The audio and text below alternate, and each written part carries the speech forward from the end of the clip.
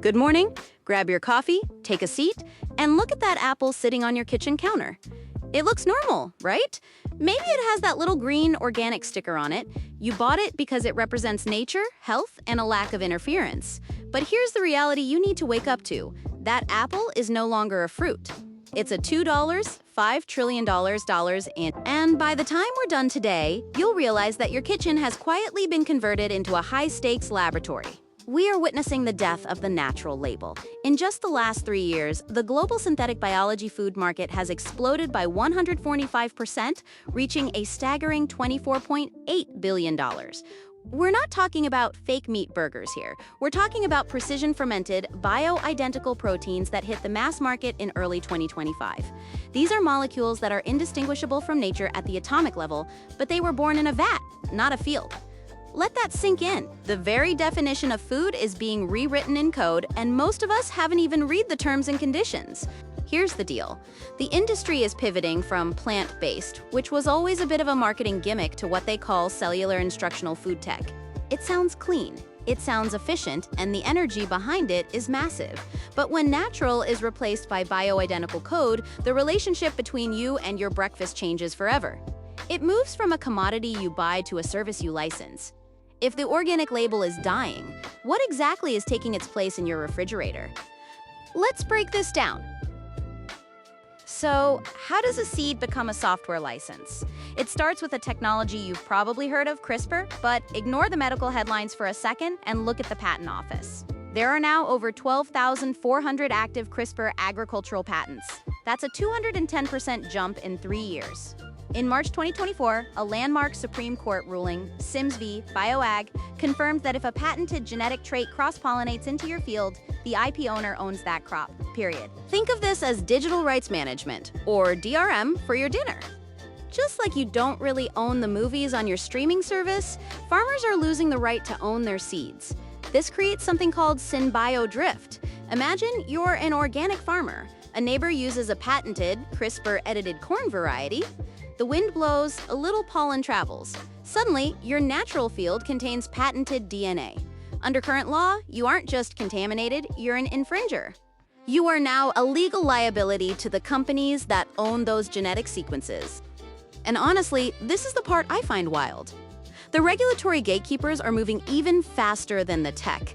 The FDA has seen a 50% drop in substantial equivalence denials since 2026. They are prioritizing molecular speed over traditional observation. They aren't asking if a food is natural anymore. They're just asking if the molecules match the blueprint. The math is simple. Nature is messy, unpredictable, and hard to patent. Code is clean, scalable, and highly profitable. When nature becomes someone else's intellectual property, who is actually cashing in on your calories? Now let's talk about the real money. If you want to know where this story is going, stop looking at the grocery stores and start looking at the genomic infrastructure giants. Companies like Illumina and Ginkgo Bioworks aren't food companies. They are the Windows and Mac OS of the biological world. In 2025, Ginkgo Bioworks launched a royalties per plate revenue model. They aren't selling you milk. They are collecting a fee on the genetic instructions used to create the protein in that milk. Every bite you take is a microtransaction for an IP holder. But wait, it gets even more cynical. Enter the insurance companies.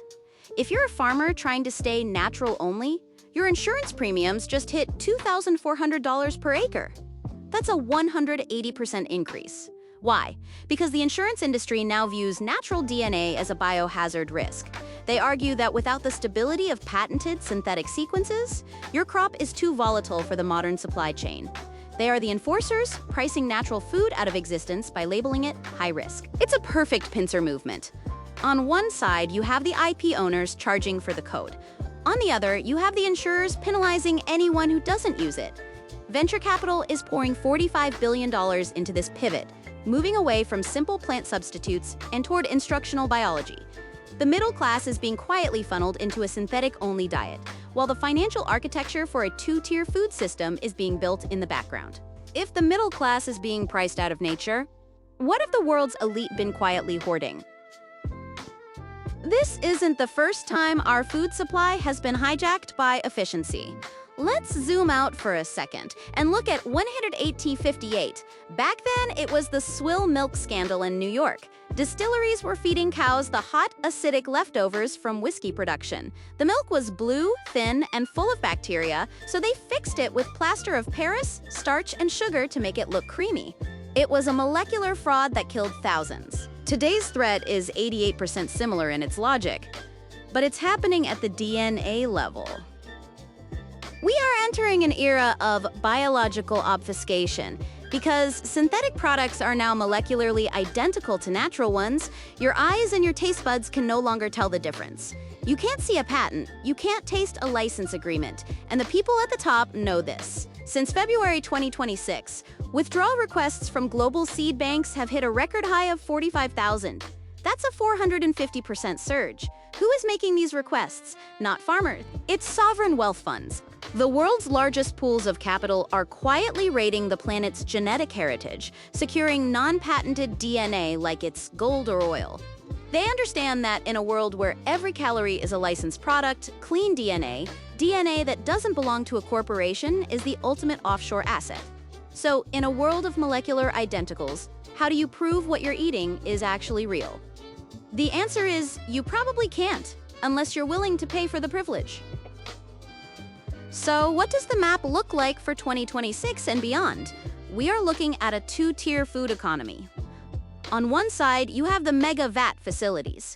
Singapore just opened Mega VAT 1, pumping out 1.2 million tons of precision fermented protein a year. This will be the default for the middle class, a subscription-style diet of bioidentical molecules. It's cheap, it's sustainable, and it's completely controlled by a handful of IP holders. It's the Spotify of food, and you'll never own your library. On the other side, the food sovereignty trusts.